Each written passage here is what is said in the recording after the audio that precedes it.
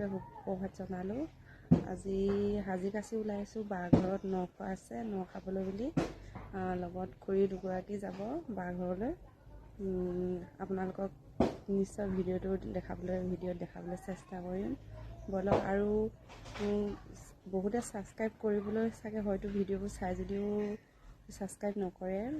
অকণমান মৰম দিবচোন, ছাবস্ক্ৰাইব কৰিবলৈ নাপাহৰিব।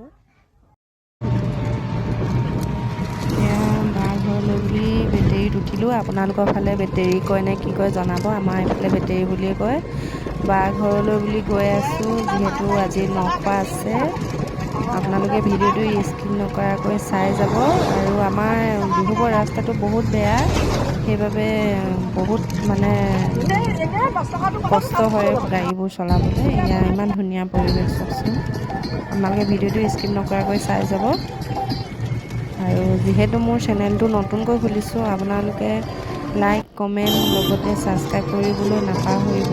আৰু যদি মোৰ ভিডিঅ'বোৰ চাই ভাল পায়, এয়া খুৰীৰ নাতিনী।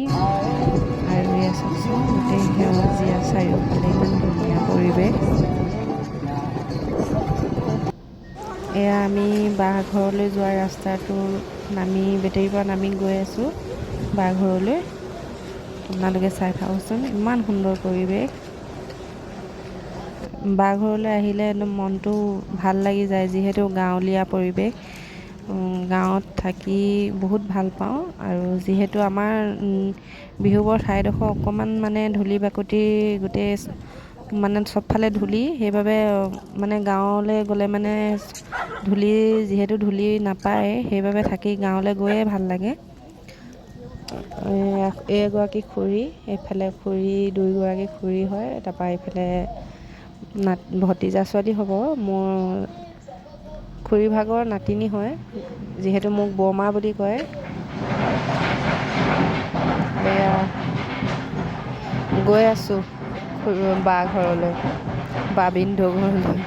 আপোনালোকে ভিডিঅ'টো চাই যাব স্কিপ নকৰাকৈ। এয়া চাওকচোন, ইমান ধুনীয়া পৰিৱেশ, গাঁৱলীয়া পৰিৱেশ। চাৰিওফালে সেউজীয়া আৰু সোণালী ধাননিৰ ওপৰত ভৰপূৰ। যিহেতু পিছে আমি ধান দাব যোৱা নাই, ন খাবলৈহে গৈছোঁ। বাঘৰ পালোহি, বাঘৰলৈ সোমাই গৈ আছোঁ। পালোহি আৰু বাঘৰ।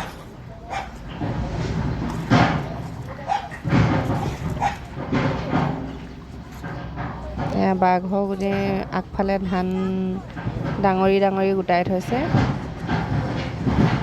এইফালৰ পৰা বাইদেৱে মাত লগাইছে পাছফালে আহিবলৈ, যিহেতু আগফালে ভকতে নিয়ম কৰি আছে। এইফালে শাক কাটি আছে, এইফালে ৰান্ধনীয়ে ভাত বনাই আছে। আৰু এইফালে ওচৰ চুবুৰীয়া এইফালে ভকতে নাম লৈ আছে। যিহেতু নখোৱা আৰু বছৰেকীয়া দেউতাকৰ বছৰেকীয়া একেলগতে পাতিছে। আৰু আজিলৈ ভিডিঅ'টো ইমানতে সামৰিছোঁ।